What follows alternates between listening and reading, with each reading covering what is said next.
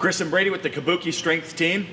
Today I'm going to talk to you about one of my favorite movements or exercises to develop and missing a level of robustness that we have with a lot of barbell sport athletes.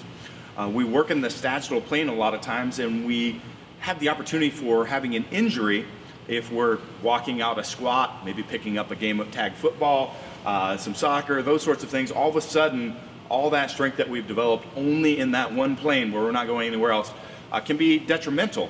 So this can help that. From a performance aspect, I can tell you personally it's had a huge impact on the speed and power of my lockout on the deadlift. So there's a couple things about anything when we're in a belt squat that are important to know.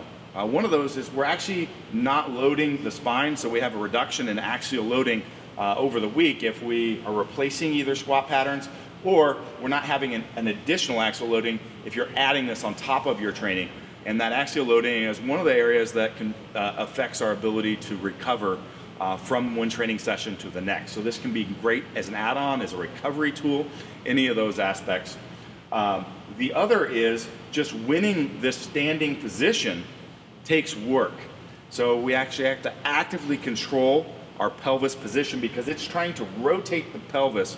So we have to brace, we have to hold, we have to engage the glutes, all of that just to be in this standing position. Brady, you're having to work right now, right? Yes. Yes, and we don't have a whole lot of weight on there. So this movement is pretty simple. It's marching, but there's a lot of misconceptions about how it's done or what we're trying to focus on. So do you want to demonstrate marching? So you'll notice he's actually not picking his feet up very far. That's okay. A lot of people think that this is actually it's an upward hip flexion movement. Well, the only load is actually maybe running into this belt here, but the load is on the down leg, the stabilizing leg. And that's what we want to focus on. We want to focus on stabilizing on that one side and then stabilizing down the other and balancing back and forth between the two of those. So it's all about the amount of time that you're off that one foot. So we want to minimize the amount of time. So we don't want to have a fault would be doing quick feet. So you want to demonstrate that? There we go. So we're not spending any time there. So from an implementation standpoint, usually I like to start with a weight and work up to where I can get 100 to 120 marches, take a break, and do 2 or 3 sets. And then once I'm consistently able to do that and not elevated too much, I may add weight in additional training in my next training session.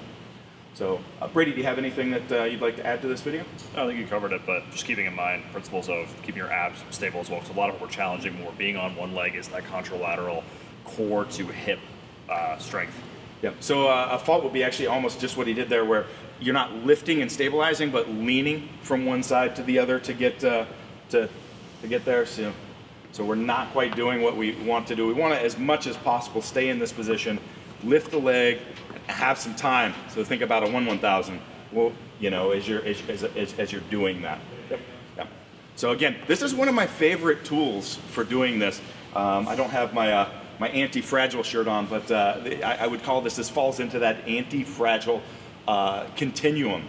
Things that are going to build that robustness so that over time we don't have that opportunity for injury when we're outside of our norm. And I believe it has a tremendous carryover onto performance as well. Yep.